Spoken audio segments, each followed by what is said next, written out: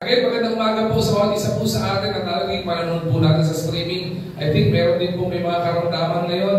Lumalamig ang panahon, iba talaga namang galing sa bagyo tayo pare-pareho. Kaya maraming tinamaan din po ng karamdaman. Alright? Pero ngayong umagang ito ay dahil tayo sa pag-aaral po ng salita ng Diyos. Ang pinakahuling bahagi po ng message series sa pinamagatan po nating breakthrough is about breakthrough in limits. Breakthrough in limits. So if you have your Bibles with you, may I request everyone to open your Bibles with me in the book of Ephesians, okay? Ephesians chapter 3 from verse 20 to verse 21. Maaari ko bang ilinang tumayo ang bawat isa as we give reverence to the reading of God's Word, okay? Ephesians 3:20 to 21, maaari po ba natin basahin po ito, amen? Okay, again, paalala po, pag binabasa po natin yung scripture, maganda po, basahin natin ng malakas, at habang binabasa po natin ito, try na po natin unawain kung ano po yung sinasabi ng verse para hindi rin po tayo mahirapan. Maging bukas ang puso at isipan po natin sa turong ibibigay po sa atin ng Panginoon. Sige, basahin po at sabay-sabay. Ephesians 3:20 to 21. Ready? Begin. Now to him who is able to do immeasurably more than all we ask or imagine, according to his power that is at work within us, to him be glory in the church and in Christ Jesus, throughout all generations, forever and ever. Amen. Amen. Manalangin po tayo. Panginoon namin dakilang Diyos, maraming pong salamat sa buong message series na ito, Panginoon, na ibinigay mo sa amin regarding breakthrough and experiencing breakthrough, Panginoon, by your grace and in your presence, Lord God. Kaya po, Panginoon, hilin po namin, Panginoon, sa huling aspeto, sa huling bahagi, sa huling topic na ito, patuloy niyo po, Panginoon, kaming samahan. Patuloy na buksan niyo po, Panginoon, ang aming puso at isipan sa mga aral at turo niyo po, Panginoon, na gusto niyo pong aming matutunan. Alam po namin, Panginoon, sa bawat himaymay ng iyong salita na naiiyak sa likuran ng pulpito ito at naririnig namin ay mahalaga at kailangan po namin sa aming paglago at pagtibay ng aming pananampalataya po, Panginoon, sa iyo. And Lord, with all the topics that we've discussed, up to the topic that we are going to discuss right now, excited po kami, Panginoon, not only to hear your message, but to experience different breakthroughs in our lives. Yung ma-experience po namin yung kakaiba, Panginoon, na katagumpayan sa anumang pinagdadaanan, pagsubok, suliranin, o kung anuman, Panginoon, na aming pinagdadaanan. Kaya po, Panginoon, sa umagang ito, samahan niyo po kami gabayan, pagmubayan niyo po, Panginoon, kami, buksan na ang puso't isipan sa mga araw na turong po sa amin. Tanggalin niyo po, Panginoon, ang mga pagkilos ng kaaway. Mawala po, Panginoon, ang anumang distractions, Panginoon, upang maituon namin ang aming mga puso't isipan sa mga ibibigay mong aral po, Panginoon, sa amin. Itago niyo po ako sa inyong likuran. Gamitin niyo po, Panginoon, akong bilang daluyan ng pagpapala mo ngayong umagang ito sa pangalan ni Jesus. Amen at amen. Mahal na po tayo mag-simpo. Again, Ephesians 3:20-21. It is one of the Pauline epistles written by Apostle Paul in the church of the Ephesus or the Ephesian church. Okay? Sabi dito, now to Him, ang ganda po nito, no? Now to Him who is able to do immeasurably more than all we ask or imagine, according to His power that is at work within us, to Him be glory in church and in Christ Jesus throughout all generations forever and ever. Ang pag-uusapan po natin is about limits. Yung pong ating limitasyon. Pag tinanong ko po kayo, kumusta po kayo? Hanggang saan na ang limit mo? Okay? Hanggang saan lang ang kaya nating gawin? Iba po sa atin, may mga bagay na nag-ihinder po sa atin na gawin ang isang bagay kasi ang pakiwari po natin, ito lang yung kaya nating gawin. Meron po tayong kani-kaniyang limitasyon. May kani-kaniyang kakayanan ang bawat isang tao. Kaya may mga pagkakataon, kapag may pinagagawa po sa atin ng Panginoon, minsan hindi po natin ginagawa because we've already set limits in our lives. We often place limits sa sarili po natin.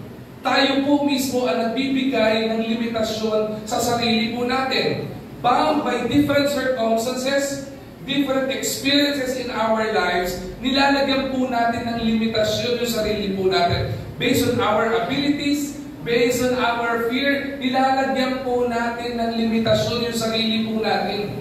Okay? Pero ang nakakatuwa po dito, nung isinulat po ni Apostle Pablo ang Ephesians chapter 3 sa Church of the Ephesians, o the Ephesian Church, makikita po natin dito, ibinulalas po or ipinakita po ni Apostle Paul sa mga taga-Epeso yung pong dakilang plano ng Panginoon sa kanila. Pinakita ni Apostle Pablo at pinilit po ni Apostle Pablo na buksan ang puso at isipan ng mga miyembro ng Church of the Ephesus during this time na mayroong plano ang Panginoon sa atin. Because during this time, even the Ephesian church, hindi po sila makapag-move forward. Bakit po? Kasi ang feeling nila, limitado lang po kami. Ito lang po yung kaya namin gawin. Ito lang yung kaya gamitin namin from the resources that we have. Ito lang yung kaya namin gawin. Sa ability na meron kami, ito lang po yung kaya namin gawin. Pero sa kabila po nito, kung papansin natin, the truth is, the limits we see sa sarili po natin is not the ones God sees in us.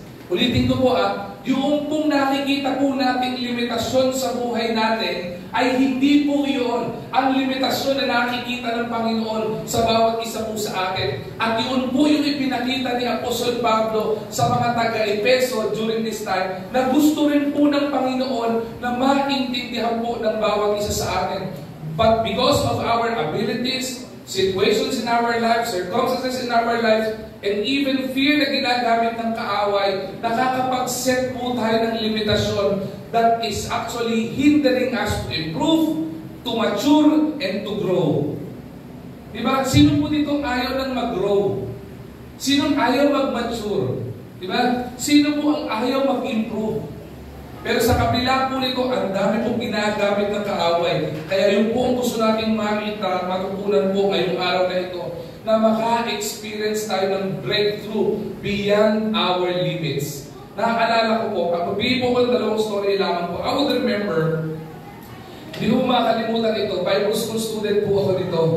Sa Bible school student po, sa mga Bible school, lalo sa institution po natin, hindi lamang po kayo nag-aaralan academics. Hindi po katulad ng ibang Bible school, talagang plain academics, talagang Bible lang. Sa Bible school po natin, hindi po ganon. Ang Bible school students sa Bible school po natin, pinag-aralan po namin ni Pastor PJ, hindi lang po Bible ang pinag-aaralan namin. Nag-aantipolo kami, nagtatanim kami doon, nagbubungkal kami ng lupa. Lahat na po pwede namin gawin.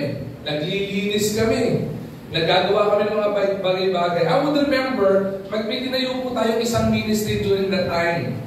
Ang pangalan po ng ministry na yan is Cyber Ministries Incorporated. It was registered. Okay? Ang ginawa po natin dito, naalala po namin, hindi ko makalimutan, sabi ni Pastor John D, aking pong mentor, sabi po niya, may radio broadcast po tayo sa isang corporate na radio station. Ang mahal po nung binabayad every month or every month. Kasama namin si Tita Jess doon, I would remember. Ang binabayaran natin doon, black timer tayo ng Monday to Friday, buong buwan, mahina po ang 60,000, if I'm mistaken, a week or a month. Tama ba kita? A week, 60,000 a week. Sabi namin, medyo may problema po tayo dito. Kailangan natin ng at least 60 na katao na mag-pray at magbibigay ng higi 1,000. O divide na lang natin kung gaano karami yun. Pag na-isustain natin yun for at least, ay pwede ko nagkakamali, isang taon. Ang pangalan ng programa sa mga nakakaalala nito is Abot Kamay, Tulong sa Bayan. Ginamit po natin yun. Sabi ni Pastor Johnny, gawin natin ganito. Gumawa tayo ng sarili nating antena na low power na radio station. Meron tayong kapartner na engineer, gumawa siya ng low power na radio station. Maliit lang po yun. Ang ginagamit natin ng trash pan lang, 106.3. Kasi pagitan yun ng dalawang malaking signal o frequency. Pumunta kami sa NTC para ipagpaalam yon, hindi kami binigyan ng permit o permiso. Bakit? Kapag kailangan mo magkaroon ng radio program or antena mong sarili, kailangan dumakas sa Congress. At pag dumakas sa Congress, of course, maraming ilalabihan at kailangan maglabas ka talaga ng pera. Wala kami nun. At wala tayo nun. Pero ang meron po tayo, Panginoon. Tama ba? So, ginawa po namin, Pinaliwanag namin yung program. Sabi niya, maliit lang naman. Parang 50 kilowatts, something lang. Kasi maliit lang yung frequency. Sabi niya, di gamitin nyo lang. Wala naman kami masasagasaang malalaking kumpanya. Just use it. Nag-isip kami ng permit. So, to make the long story short, ginawa namin. Yung mga nakapunta na po sa IBC main, tumingala kayo, alam niyo kung gano'ng kataas yun. Ang inyong pong pastor, okay, ay may takot. Akala niyo po wala akong takot. Meron pong kinakatakutan, maliban sa misis ko. Okay? Ang isa pong kinakatakutan ko ay heights. Yan. Naalala ni Ate Ana at saka ni Ate Joyce yan. Nagpunta kami ng Japan, nag-picture-picture kami. Bakit mo gusto nyo pumunta sa pinakamataas sa tower ng Japan? Diba? At doon magpa-picture. Pwede bang i-photoshop ko na lang yan? Sabi nila Ate Ana, doon pasok picture ka. Wala ka picture mo, hindi tutulog ko eh. Ay, sige, tama na, okay na yan. Sabi nila sa John D, kayo na yung antena. Hulaan niyo po yung antena. Yung tubo ng antena ay mga ang pinakamalaki ay ito. Tapos habang umaakit yan, panipis ng panipis. 3 D12.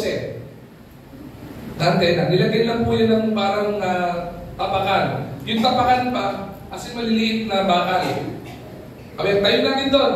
Sige po. Saan po? Sa rooftop. Rooftop? Nung narinig ko pala po rooftop, nanginginig yung tuhod ko eh. Sige po, Pastor. Okay yan. Sabi ko doon sa kasama nating worker doon, bakit daw yung Pastor John D? Sabi Pastor John D, anong kami? Kasama ka. Pastor, natakot po ako sa heights. Huwag ka mag-alala. Heights lang yan. O dito na, po kami sa rooftop. Walang guide. Di ba safety? Sa mga engineer, di ba safety first? Meron kayong belt na ikakamit sa kung saan para kung madulas ka man. Walang ganun. Walang harness. Akin po kami. Lalabas kami sa tagiliran ng building. Nakatabingi yung yero. Ganon. Tapos pag sumilip ka, pabelya. Sabi niya, tara, labas tayo. So, nanginginig po talaga ako. Baka pag ano pala ng tuhod ko, lumaglag na ako na. Hindi, sige ako mauna. Una siya, labas. Oh, ano ba ginagawa mo? Labas. So, hindi po talaga. Sabi, tinanong ako, ligtas ka naman? Opo. Tinanggap mo na si Lord? Opo. Pag namatay ka lang mo sa langit ng punta? Opo. O ano tinakatakot mo? Pag siyempre pag nalaglag po ako, masakit pa din. Amen na. Problema tayo. Huwag matakot! Kasi kapita kita. Laki ko pong tao, di ba? Si Pastor Johnny, maliit lang po. Medyo matangkad lang po ng konti kay Pastor BJ. Mas maliit pa kay Pastor BJ. Nagtiwala ko sa kanya, pero iniisip ko, ba't ba ako nagtiwala? Pag nalaglag ako, hindi ako kaya sa alunin nito, o katanin nito, di ba? Akit po kami. Ito lang story short kayo, tayo po namin yung antena. Pero, hindi ko alam na kaya mo pala i-overcome yung fear ko doon sa heights because I've already set limitations in my life. Ang nagawa namin dahil in-overcome ko yung fear of heights, ano po ang nangyari? Nagkaroon ng kakaibang breakthrough. At dahil po nakitayo po yung antena po noon, marami din pong kaluluwa sa biyaya po ni Lord ang naabot ng maliit na frequency ng radio na yon. And numbers would show, IBC would show, ano po yung mga naging output. Ganito po yung sinasabi po dito sa mga taga-Efeso. Marami po silang hindi magawa, marami pong hindi ma-accomplish ang mga tao sa Ephesian Church because of fear, because of limitation that set sa sarili nila, na hindi po nila naiintindihan na unawaan na may binigay po ang Panginoon sa kanila. Ay, may papakita po ko sa inyong unang picture. Pakitingnan nga po ito. Sino po ito? Sino po kamukha? Kamukha ni Pastor BJ, yung isa na ginawang vlog, yung isa kamukha ni Joseph. Sino po ito? May nakakilala mo ba dito? Walang Google ha? Ang makahula po ito, bibigyan ko ng Bible. Di ba? Walang Google. Huwag ka, kita mo yung outline ko dyan eh. Bawal ka. Wala? Sige. Walang mabibigyan ng Bible. Ipakilala ko na sa inyo. Sige po, next picture please. Sila po is known to be the Wright brothers. Okay? Orville and, sino po yan? Wilbur. Okay? Orville and Wilbur. Sino po yung Wright brothers? Sila po yung mga matutuwid at laging tama na mga lalaki. Di ba yun? Hindi po. Famous po ang Wright brothers kasi po sa mga mahilig mag-travel, okay, via airplane, sila po ang nagsimula po nito. Alam niyo po, itong mga to, maganda pong illustration to with regards to having or experiencing breakthrough beyond limits. Bakit po? During the early 1900s, okay, ito pong magkapatid po na ito, sila po ay pinanganak sa isang maliit na town sa Dayton, Ohio. Okay? At sila po ay mga gumagawa, sila po ay mga, sabihin natin, bicycle mechanic. Ibig sabihin, mga nag-a-assemble ng bisikleta, sila ay gumagawa ng bisikleta. Okay? Yun po. Pero nagkaroon po sila ng vision. Sabi nila, ang ganda ng ang ganda ng langit, no? Tapos yung mga ibon, paano silang malaya nakakalipad? Diba? Nagkaroon sila ng fascination when it comes to flight or flying. Kaya ang ginawa po nitong mga ito, gumawa po sila ng mga prototype, okay, ng mga bagay na maaaring sila ay lumipad bilang magkapatid. Maniwala po kayo sa hindi, countless times, okay, sila po ay nag-fail sa mga ginagawa nila. At yung failure po nila, it causes them na sila ay pagtawanan. Diba? Ginagawa nila to. At siyempre, habang ginagawa nila to, sinusubukan po nila eh. Pag nagpapalipad sila, gagawa sila ng isang prototype, papaliparin nila. Ang masakit, pag pinapalipad nila to, hindi po yung pinalilipad nilang via remote control. Sinasakyan po nila. Kasi ang gusto nila na makita, ang vision na gusto nila at ang vision nila is that magamit ang himpapawid para sila ay makapag-travel. So, nung unang sinubukan nila to, nag-crash. Dahil may mga kaibigan, may mga kapitbahay, kamag-anak sila nakakaalam ng gusto nila, visionary, no? Ang ginagawa sila, pinagtatawanan. Sabi niya, ano ba yung ginagawa niyong kalokohan? Nag-aaksaya kayo ng pera, nag-aaksaya kayo ng pagod, nagpupuyat kayo para kumuha ng prototype. O ano nangyari? Bagsak. Ang dami po nilang experiment na ginawang ganun. Ang dami po nilang experiment na sila ay nag-fail. And their failure doesn't cause them alone na sila ay pagtawanan. Sila ay nagkaroon din ng mga physical injury. Ikaw man, pupunta ka sa ibabaw ng bubong, tatalon ka para subukan, pagdating mo dyan, babagsak ka sa lupa, mai-injury ka talaga, hindi mo ba? Ang masakit nun, kapag na-injury ka na, pagdating mo sa lupa, yung mga tao sa paligid na pinagtatawanan ka, nasubukan nila po ba yun? Yung kapag ka nadapa ka, yung kasama mo sabi, huyu. Diba? O kaya pinagtatawanan, yung mga tipong may nadapa, haha, nadapa. Diba? Sila ganun po nangyari sa kanila. Ang dami po nilang failure. Ang dami po nilang naging setbacks dito. Ang dami pong problema. Pero hindi po sila tumigil. Hindi po sila nalimitahan doon sa mga pagtatawa, yung mga pamumutya, ng mga tao, mga kaibigan, mga kapitbahay, at mga kakilala po nila. Even though there are a lot of failures, there will be a lot of problems, a lot of flaws in the design na ginagawa nila kaya sila nag-fail, hindi po sila huminto.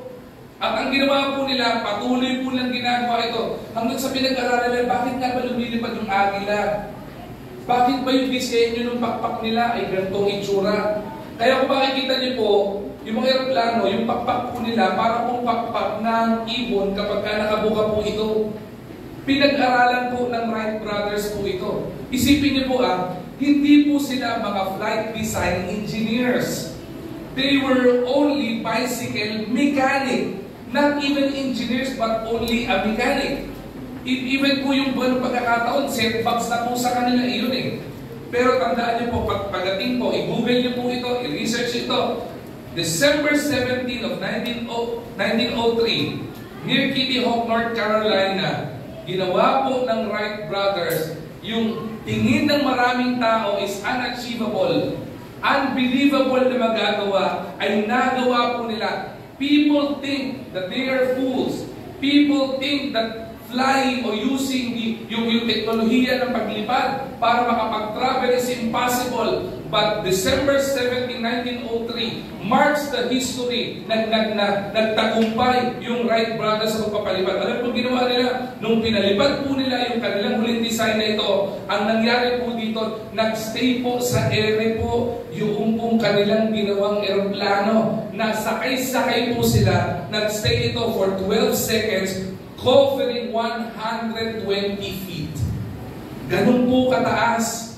At lumipad at swing nila kung saan nila pwedeng puntahan. At bigla pong ito nag-open ng industry ng paglipad or sabihin po natin, this was the first controlled powered flight in the history that opened the door for modern aviation.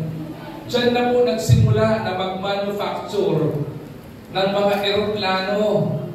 Diyan na po nagkaroon ng iba't ibang uri ng eroplano. Saan nagsimula? Nagsimula po ito na merong tao, dalawang tao nilalang na pinangalan ng Wright brothers na nagkaroon ng vision na yung imposible na gamitin ang langit at magkaroon ng transportasyon na panglipad para lumipat sa isang bayan, sa isa pang lugar na pupuntahan nila, magamit ito. People think it is a full design, it is a flawful design. Ito ay imposible, hindi magagawa. But because of the vision, hindi tumigil, nag-persevere ito mga ito. Kahit pinagtatawanan, hindi huminto. Patuloy na nag-aaral kahit na maraming setbacks, patuloy at patuloy pa rin. Marami po pwede mag-limit sa kanila. Kahihiyan, takot, aksaya ng oras, aksaya ng time, pero hindi huminto. At at the end of the day, pagdating ng December 17, 1903, sila po ay nakilala bilang Wright brothers, who is the pioneer of flight in the whole world. Sa buong mundo. Alright? Kaya po ngayon, kung titignan po natin, just like the Wright brothers, we often face limits. Okay? Meron po tayong mga limits that seem to be, okay, impossible or insurmountable, imposible, and others may discourage us. May mga bagay na i-discourage ka, huwag mo na gawin yan. Kalokohan lang yan. People would discourage us. Huwag mong gagawin yan. We would be discouraged. Even situation would discourage us. Pero alam mo, ibig sabihin po lang dito na makikita po natin, katulad po ng Wright brothers who trust the vision na ibinigay sa kanila ng Panginoon. Kung sila po nag-quit in the middle of their challenge, wala po tayong eroplanong sinasakyan. Malamang ngayon, namamangka pa rin tayo para mangibang dagat o mangibang bayan. Hindi po ba, wala pong alternative mode of transportation na pwedeng gamitin. Ang gusto po natin sabihin dito, na maintindihan po natin na hindi po tayo po pwedeng limitahan ng limits po natin.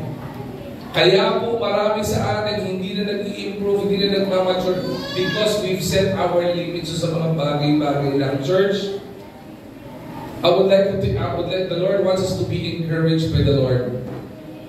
Ang gusto ng Panginoon sa atin is for us to see the clear design of the Lord for each and every one of us, for each and every Christians who are here, and even for IBC Manila as a church. Makita po natin na magkaroon po tayo ng breakthrough ng limits. Para maliwanag po ito, tatlong bagay lamang po ang gusto ko ibahagi po sa inyo na ipinakita po dito na dapat po nating maunawaan para po tayo maka-experience ng breakthrough sa mga limitations o limits ng buhay natin. Pag-usapan po natin unang bagay, it will be found in Ephesians chapter 3 verse 20. We are to understand the boundless power of God.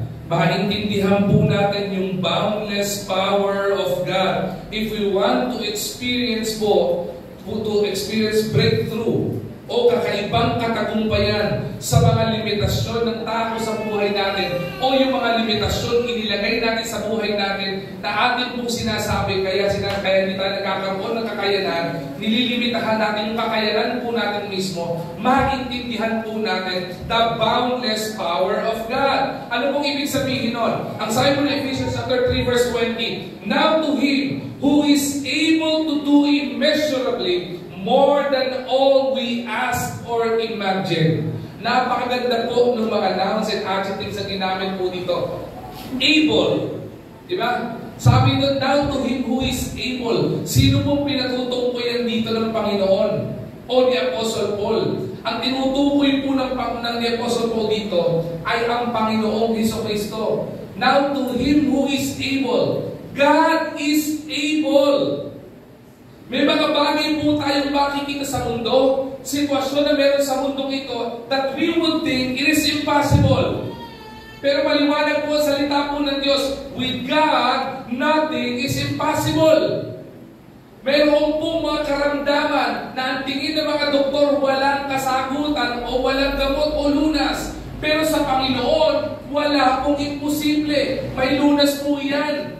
May mga bagay na tingin po natin imposible o wala ng solusyon. Pero sa Panginoon po, may solusyon po yan. Kung tingin po natin may kakulangan tayo, kaya pong punan ng Panginoon yan. Bakit? Because God is able. Hindi lamang po yun Sumunod na maganda dito, yung term na ginamit is immeasurably. Anong ibig sabihin po nun? Yung hindi masukat. Nakakita lang po ba kayo ng metro? Sino po engineer po? May engineer. Alam mo ba bro, engineer yung gano'ng kahaba ang isang metro? Sa isang bilog na metro na normal, ilan yun? May 5, may 10 meters lang. Ibig sabihin yung metro mo, 5 meters lang. So pag nagsukat ka dito ng 5 meters, mamarkahan mo to para lagyan mo ulit another 5 meters. Ibig sabihin 10 meters na. Sinusukat mo, di ba? Ang abilidad po ng Panginoon, listen to this carefully, wala po at hindi po natin kayang sukatin. Ganun po yung boundless power ng Panginoon. Hindi po natin kayang sukatin yung kakayanan ng Panginoon o ibabase yung kakayanan ng Panginoon sa kakayanan po natin. To Him who is able and Him who can do immeasurable things sa buhay natin, sabi that, than we all ask or imagine. Kaya po sinabi ng Bible na with God nothing is impossible. Because the boundless power of God is not bound by our measures. It is not bound by centimeters, inches, feet, or meters, or even kilometers or miles. Hindi po pwedeng sukatin ang abilidad at kapasidad ng Panginoon. At ang kagandahan po nito, ito po encouragement sa atin ng Panginoon. Sabi dito, mayroon pong boundless power ang Panginoon. This means that God whom we serve, Jesus Christ whom we accepted in our lives as our own personal Lord and Savior, has a limitless power. Diba? He is omnipotent. He is omniscient. Diba? He is everywhere. He is unchanging. He has a limitless perspective, kaalaman. He has a limitless power. Diba? Sa kuryente, pag nag-yellow alert, red alert, magbabrown out. Ang power ng Panginoon, hindi nagpa-fluctuate, praise the Lord. Hindi po ba? Hindi po malilimitahan. Ano pong kahalagahan ito for us to experience breakthrough in our life based on our limitation that we've set in our lives. Kung ang Panginoon po natin, na tinanggap po natin, is able, may abilidad, at yung abilidad na tinanggap natin sa buhay po natin ay hindi natin kayang sukatin. At kahit anumang i-imagine natin, posible sa Panginoon, tayong mga anak niya ay magkakaroon din ng kakayanan na gawin yung mga bagay na ito sa biyaya at gabay ng Panginoon. Listen to this carefully, IBC Manila. Who would ever imagine na tayo makakapunta tayo sa ganitong church? Sa mga matagal na po sa IBC Manila, we've started as a small and humble church. We've started in a humble beginning. Nagsimula po tayo sa isang bahay lang Sumunod, ang tagal po natin doon sa lumang structure na pagka kumanta ka, talagang baptist na baptist ka. Bakit? Bawal kang papalakpak Pag pumalakpak ka, may nalalaglag sa'yo Doon lang po ko nakakita, sa Pilipinas hindi nag-snow. Pero doon, pag pumalakpak ka at huwag kang papadyan, nag-i-snow. Bakit? Yung kisa may nalalaglag At ang masakit doon, di ba? Yung mga anay, nalalaglag din. I would even remember before we transfer here I could praise the Lord, pinalipat nyo kami Lord. Bakit? Nagpa-practice ang praise and worship yung team natin eh. Buti wala si Jello doon. Yung lugar ni Jello, bumagsak yung kisame eh. Eh kung binagsakan si Jello, kawawa naman. Pag nakatayo nga, hindi mo na makakita eh. Sa payat, Jello? Huwag mong papasahin mo yun si Jello eh. Gusto ko nga siya i-text yung bagyo eh. Jello, wag ka maglalabas. Bakit? Baka liparin ka. Ganun kalibis, sa side niya bumagsak yung kisame. I would remember, punta po kami dito, naghahanap kami ng paupuhan eh. Ang lakas ng loob eh. Tarong pa kami eh. Magkaano yung renta dyan? Hindi pala ako, sa atin Diyos ang malakas ng loob eh. Magkaano yung renta dyan? 50,000. Masaya pala huwag maingay, di ba? Kasi baka marinig nila. Sabi, 60,000 muna. Sabi ni Ate Joyce, di namin kaya. Ang kaya lang namin, 40. Sabi, sige! Sabi ni Ate Joyce, umaya. Magkano daw? 40. Ay ko, mali ka eh. Naaway ka mo sa kotse ni Ate Joyce eh. Bakit mo sinabi 40? Dapat sinabi mo, 10 lang. Nag-usap sa akin ng banal na spirito, sabi niya sa akin, anak, huwag kang abusado. Tapos sabi ko, sige, nakasan loob to eh. May 40,000 na tayong wala. At ang pinakamasakit, wala tayong tandang. 1 month advance, 2 month deposit. Pero tayo, wala. Kaya yung pa, nalilipad. Sagutin ni Lord. Tinapang in-open natin sa church. I'll be honest, even I myself is hesitant.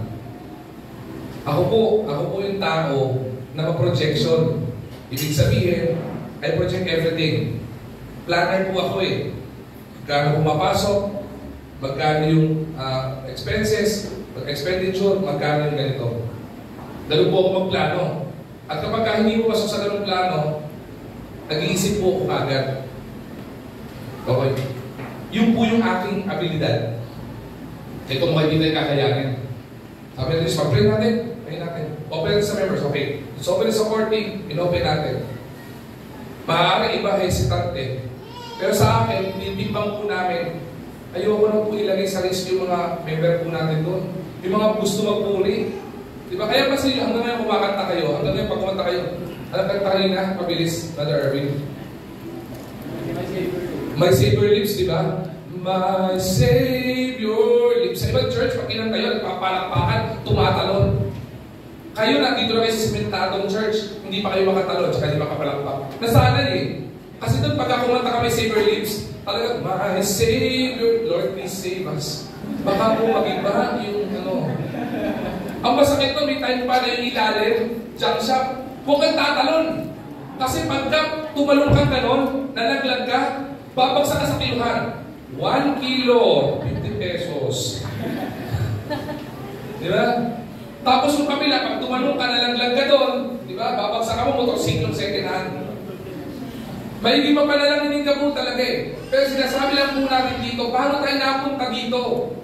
Hindi lamang po ito sa katapatan ng mga miyembro. Of course, kasama po yun doon. Pero kaya po tayo nakalipat at pinili natin lumipad dito kasi naiintindihan po natin na hindi po natin po pwedeng limitahan ang kapangyarihan ng Panginoon.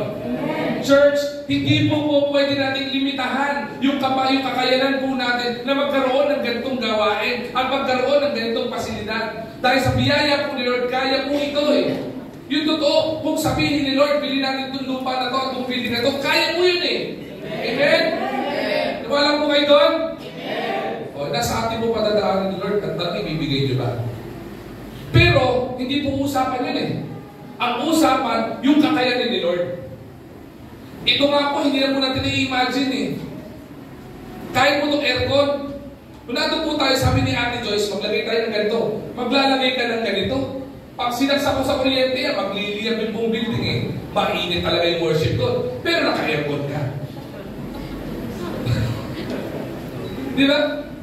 Sino mo makaka-imagine ito? Even as ourselves, kahit mo saan mong aspeto. estudyante na mga naririto, mayroong bibili sa iyong kapasidad at abilidad ng Panginoon na kaya mo magtagumpay, kaya mag-success sa buhay mo bilang isang professional, bilang isang mag-asawa o pamilya na nito. Kung pwede mag-improve yung buhay natin sa mga nagninegosyo, kung pwede umangat at umangat pa yung negosyo natin sa biyaya ng Panginoon, kung ipagkakatiwala sa Panginoon.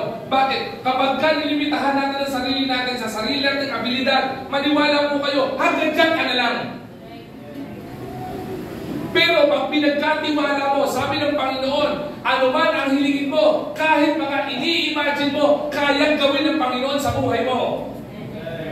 Hindi po ito pangako ng prosperity gospel. Ito po ay katotohanan. Kasi ang Panginoon po natin, hindi limitado ang kapangyarihan. Ang Panginoon po natin, hindi limitado ang kakayanan. At ang provision ng Panginoon, hindi rin po limitado. The boundless power of God. So if we are limiting ourselves, talaga magiging hanggang dyan ka na lang. Pero pag nakita mo, kaya pala ng Panginoon at kaya bigyan ng Panginoon, maniwala ka at manampalataya ka sa Kanya, kapag kalooban niya, ipagkakaloob niya sa iyo. I would remember, yung pandemic po natin, wala akong masyadong gawain ng face-to-face. Lahat online. I asked our youth ministry, specifically kay Pastor BJ. Sabi ko, Pastor BJ, gumawa kayo ng online content. I'm really proud of Pastor BJ. Pero marami po kami learning experiences niya at marami kami usapan niya. I would remember, gumawa kayo ng online content. Pastor BJ will attest to this. Sabi niya, Pastor, hindi ko po kaya yan. Sabi ko, kaya mo yan. Manalangin ka. Ano pwede na itulong? Ask the help of the young people. And most especially, let's ask the help of the Lord. Hanggang sa sinabi niya, sige po, Pastor, gawin po namin, saan po tayo makakaya. Alam niyo po doon po nabukas yung kanyang online program ng tawag ay Ating Alamin. Diba? Diba? At doon din po sumikat si DJ BJ. Alam niyo, naalala niyo po ba yun? Mag-request kayo kay DJ BJ. Yun. Si DJ BJ, hindi kumakanta, hindi pinakakanta, pero DJ.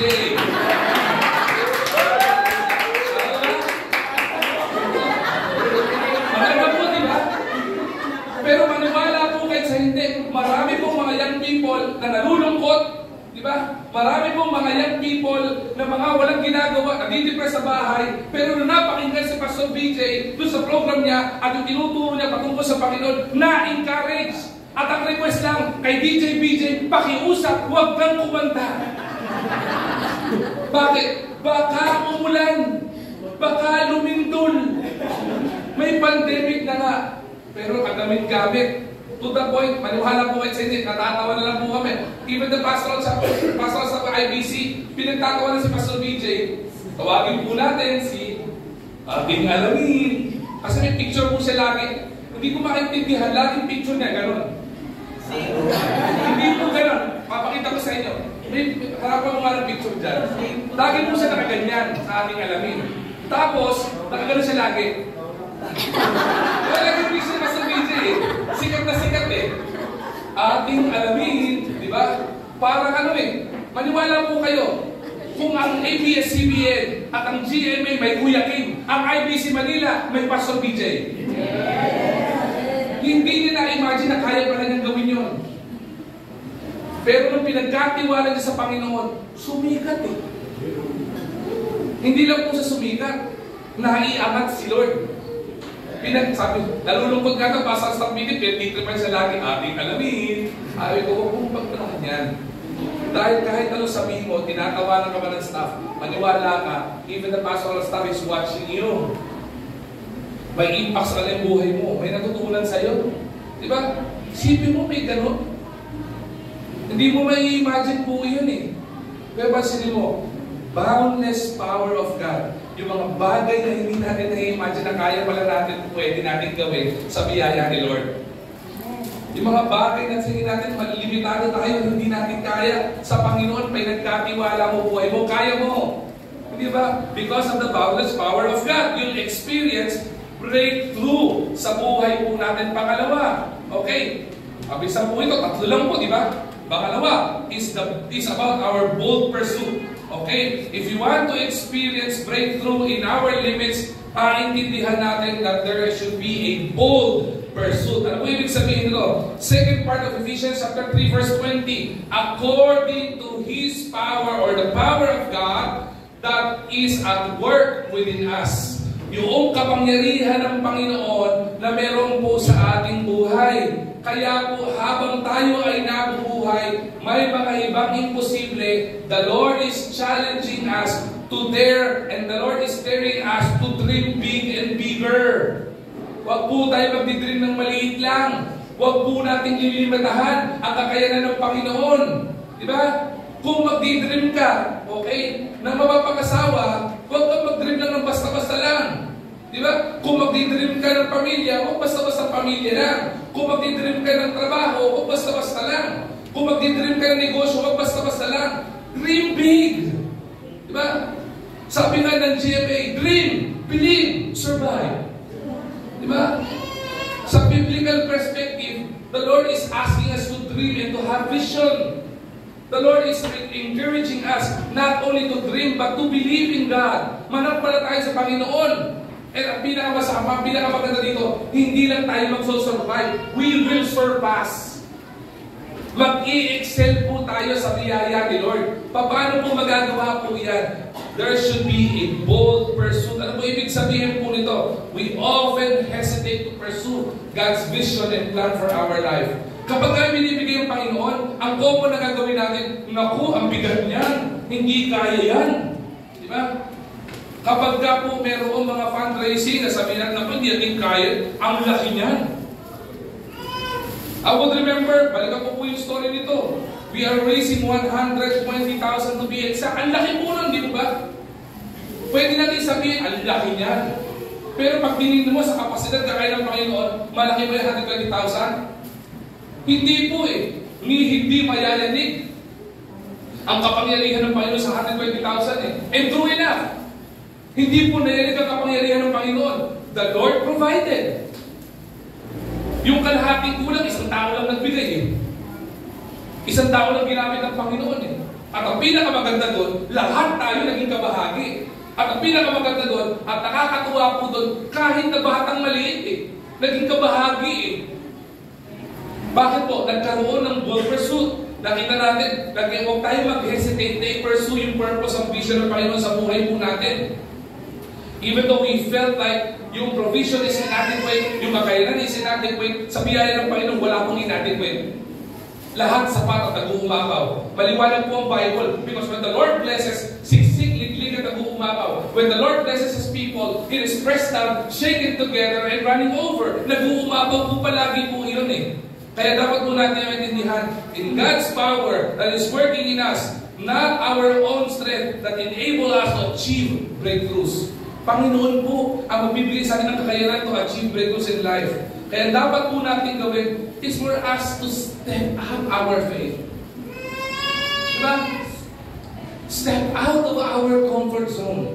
At subukan po natin manampalataya, magtiwala sa Panginoon. Kaya po marami mga manampalataya hindi po nakaka-experience ng mga sabihin natin magandang breakthrough o success sa buhay natin. Kasi po babasihan mo ng taga-abilidad po, hindi mo talaga magagawa eh.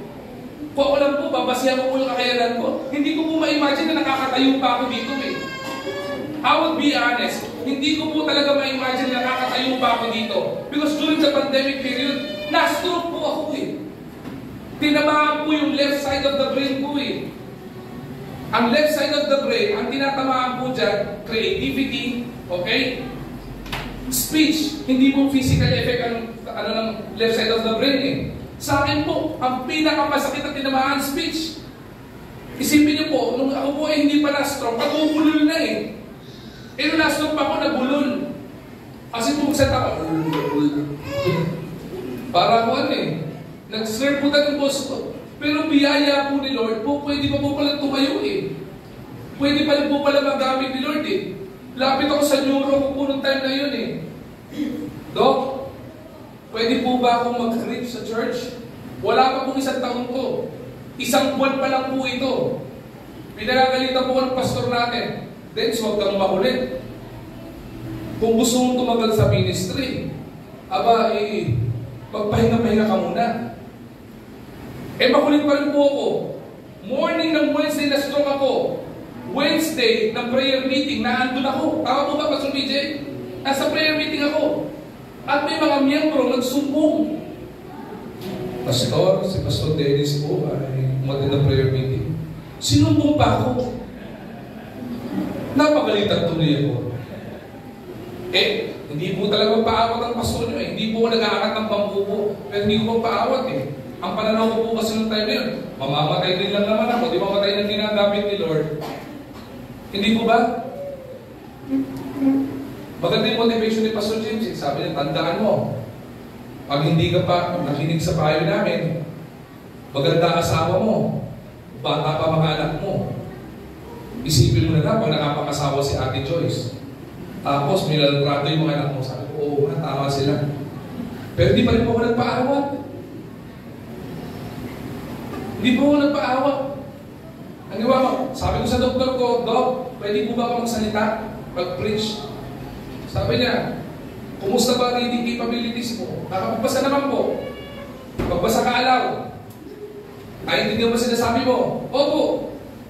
Sabi niya, o sige, pagbibigyan kita. Pero hinay-hinay lang. Sige po. Tapos mag-follow up, check up tayo ng ganito. Kumusta preaching mo? Okay naman po. I even send yung ating po mga video sa ano. Sabi niya, okay. Bakit? Sabi niya, karamihan ng mga stroke left side of the brain, kailangan nilang mag-hire ng therapist, speech therapist, para po matulungan sila, tuturuan ka ng tuturuan ka ng ganun. Sabi niya, ikaw, wala ka pang isang buwan eh. Kaya, sabi ko, hindi po ako yung biyaya po ni Lord yun eh. Hindi ko ma-imagine na po pwede pala yun eh.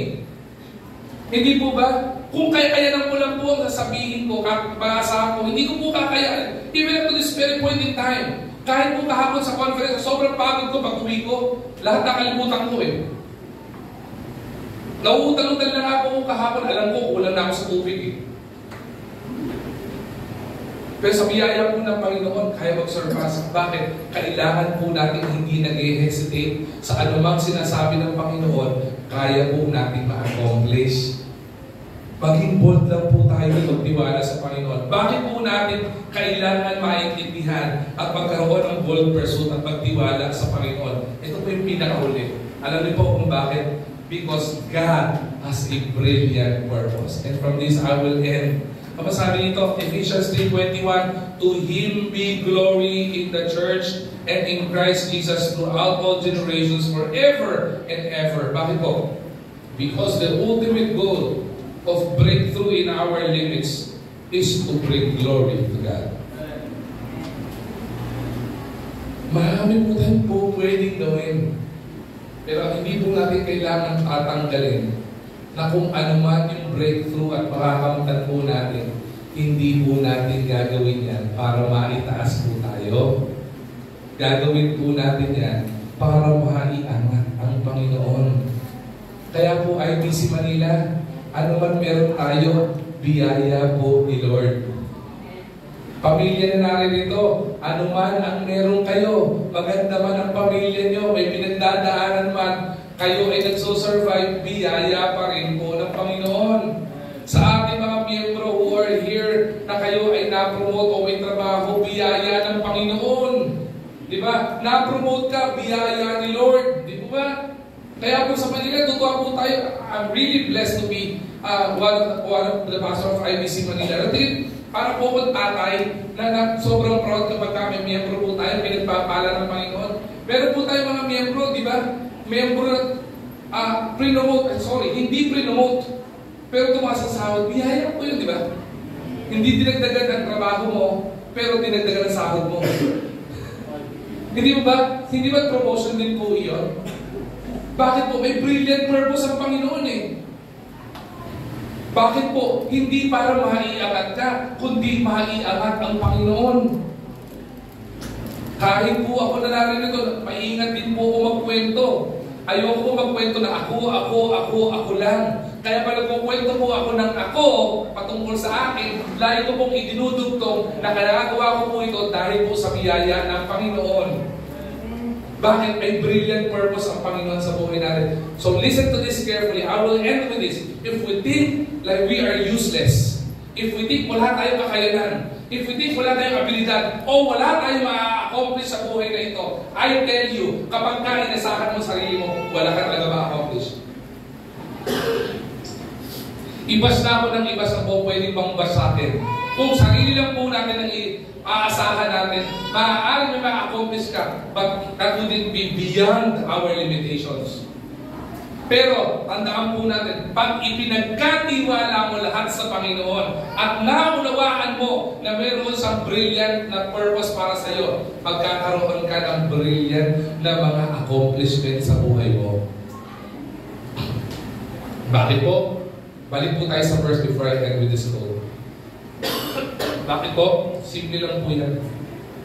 Sabi ng Bible, now to Him who is able to do immeasurably more than all we ask or imagine, according to His power that is at work within us, to Him be glory in the church and in Christ Jesus, throughout all generations, forever and ever. Ano po yung gusto ng Panginoon ngayong araw nito? Maintindihan natin that God's vision for us is to surpass the limits we place on ourselves. Maintindihan po natin when we embrace His boundless power, if we pursue His vision with boldness and live for His brilliant purpose, we will experience breakthrough that gives glory to His name. Sarap mo na, no? Magkakaroon ka ng kakaibang katagumpayan. Magkakaroon ka ng ibang success o kakaibang success sa buhay mo. Hindi para sa sarili mo lamang, kung hindi para magbigay ng kaluwalhatian sa Panginoon. The Lord gave us skills. The Lord gave us ability. Hindi para sa sarili mo natin. Binigyan tayo ng kakayanan ng Panginoon to give glory unto His name. One of my most favorite verse in the Bible, Matthew chapter 5 verse 16. Ang sabi po doon, let your light so shine before men that they may see your good works and glorify your Father which is in heaven. Kung anumang skill na binigay sa iyo ng Panginoon, gamitin mo. Ipakita mo yung galing mo. Ipakita mo yung gilas mo. Ipakita mo yung talento binigay sa iyo ng Panginoon. Sa lahat ng gagawin mo, if you are a teacher, be the best teacher. If you are a singer, be the best singer. If you are a guitarist or a musician, be the best musician. If you are a businessman, be the best businessman. If you are a mechanic, be the best mechanic. If you are an audio or audiovisual person, be the best audiovisual person that you can be. Not for your own self, but for God's glory. Bakit? At the end of the day, lahat ng meron tayo, sa Kanya lang po nanggaling. At kung ipagkakatiwala po natin, maniwala po kayo. Sabi, more than we ask or imagine. Uy, ang pinakamasarap po yung masabi mo ay ganito. Uy, kaya ko pala yun. Kaya ko pala magmatagumpay sa ganyan. Ang hirap, ang pinapasakit pong kasamang tao, yung tao walang ginawa kundi magreklamo. At sabihin niya, ayoko, hindi ko po kaya yan eh. Yun ang pinakakainis kasama. Gawin mo to. Ako, hindi ko po kaya, hindi ko po. Diba? Yung hindi pa nananalangin, nasagot ka agad, hindi ko po kaya yan eh. Gawin natin itong bagay na ito, hindi ko po kaya yan eh. Mahina po ako eh. Lahat na ng excuse na isip na, may karamdaman ako, mahina ako, diba? Matanda na ako, o kung ano bang excuse ang pwedeng sabihin. I'm not saying na wala tayong proper excuse. Kasi sinasabi ko lamang po dito na sa Panginoon, ipagkakatiwala mo, tatanggalin niya lahat ng excuses para ma-experience mo na magkaroon ng breakthrough, katagumpayan sa mga limitasyong inilagay natin sa sarili natin. Yun po yung maganda, parang isang mananampalataya maging victorious. We are to embrace the boundless power of God. Lord, you are almighty. You are all powerful. You are everywhere. You are there everywhere wherever I go. And hayaan mo, Panginoon, ako tumakbo, i-pursue yung kalooban mo at vision mo sa amin. Gawin sa biyaya mo yung pinagagawa mo sa amin. Bakit po? Because we understood na mayroong po kayong kakaiba, kabigha-bighani, and amazing na plano sa buhay mo. Maaari mo sabihin mo sa sarili mo to. Ibulong mo lang sa sarili mo. Sabihin mo, pangalan mo, Dennis. May plano sa iyo, Panginoon. At kaya mo magkaroon ng kakaibang katagumpayan at huwag mong limitahan ang sarili mo. Sa biyaya ni Lord, you will experience breakthrough in your limits. Tumayo po tayo lahat. Magpasalamat tayo sa Panginoon sa message series na binigay niyo ito. Sana po, yung mga pinag-aaraling breakthroughs, no? Breakthrough in discouragement, breakthrough in our limits, sa lahat ng breakthrough, even breakthrough in strongholds and in sin, magkaroon po talaga tayo ng katagumpayan sa mga bagay na ito.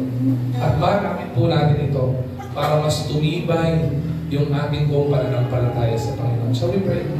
Lord God, Heavenly Father, we are so thankful, Panginoon, for your wonderful message, for giving us, Panginoon, this message series, for empowering us, Panginoon, for encouraging us, Panginoon. Iba po sa amin ngayon sa daling ito, tingin po namin, marami kaming limitasyon. May mga bagay na hindi po namin kayang gawin. Totoo po, sa aming abilidad, marami po talaga kaming hindi magagawa at mga talagang hindi kayang gawin.